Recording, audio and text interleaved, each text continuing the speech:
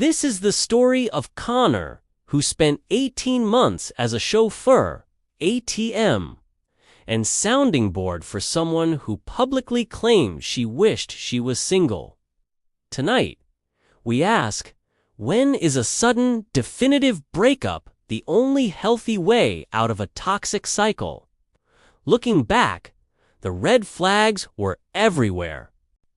Madison's lease ended, and she never got a new car or apartment. Choosing to move in without ever agreeing to pay rent or utilities, citing our closeness as the reason. Her constant criticism of my lifestyle, calling me boring because I had a normal job and did you and blow my money on clubs, was a form of emotional manipulation. I ignored it all, believing this was just the compromise of a relationship. When she said she'd be looking for a job, I supported her. I paid for new interview clothes, covered her phone bill, and lent her my car. But the job search never really started. Instead, my car became her personal taxi for errands and nights out with friends, while I took the bus to work. The fridge was always empty unless I bought the groceries, and the bills just piled up, all in my name. It wasn't just the money, it was the emotional toll. Every conversation revolved around her problems, her friends, her desires. My own needs, my job stress, my hopes they were dismissed as unimportant. I was just the guy who paid for everything and drove her around. She'd call me her rock, but in reality, I was just the foundation she was building her carefree life on without any intention of contributing. I was losing myself, becoming a background character in my own life, all while convincing myself I was being a good partner. The public humiliation at Austin's party, her loudly saying she wished she'd become single, was a joke. It was the truth she only spoke when drinking, but it gave me the cold clarity I needed. My response, "You should have come single. Let's fix that," and leaving was not abandonment. It was the immediate setting of a boundary after 18 months of disrespect. The flood of 47 missed calls that night confirmed her immediate priority was her free ride, not me. Walking away from that party was like a switch flipped. For the first time in a year and a half, the noise in my head went silent.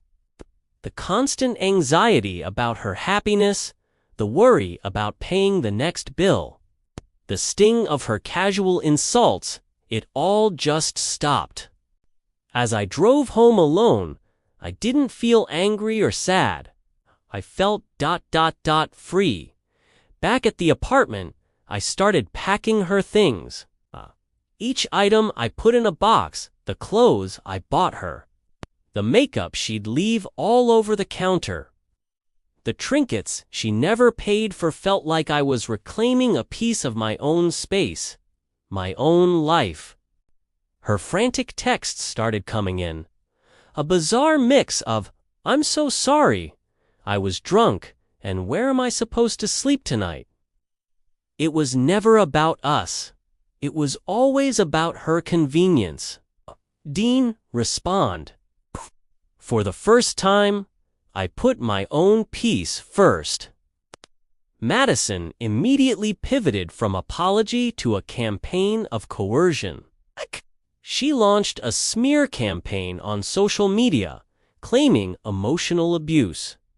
When that failed, she moved to financial claims, fake invoices for emotional labor, demands for reimbursement for groceries she never bought, and Venmo requests for thousands of dollars in relationship investment and startup capital for a business she never started. Then came the escalation. She posted fake one-star reviews for my employer, trying to get me fired. She sent a letter from a lawyer, or at least on legal-looking letterhead, demanding half the value of my car and a portion of my savings as unjust enrichment. It was a desperate, calculated attempt to punish me for cutting off her supply line. The person I thought I knew was gone, replaced by a stranger who saw our time together not as a relationship, but as a failed business venture she was trying to liquidate. I decided not to play her game. Instead of engaging with the drama, I focused on myself. I blocked her on all platforms. I took a few days off work to reset and spent time with friends who actually cared about me. I started hiking again, a hobby I'd given up because Madison called it boring. I started cooking for myself, enjoying the simple act of making a meal without someone else's criticism.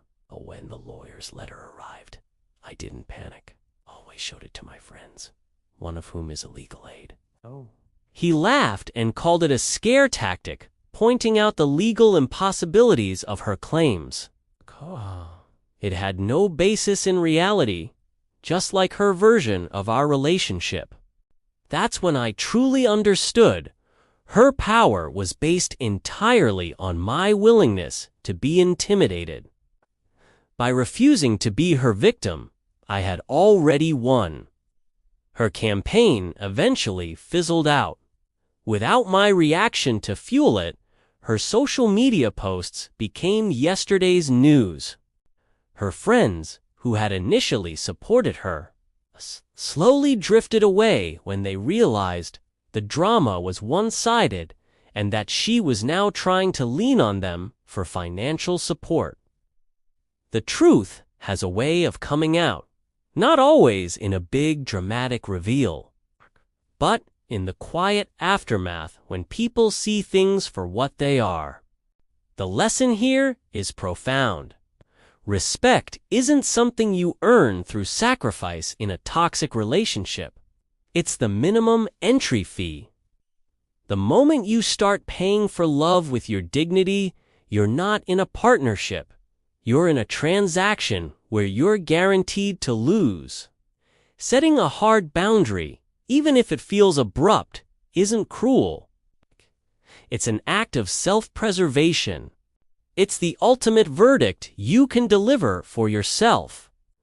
My life is quieter now, but it's finally my own.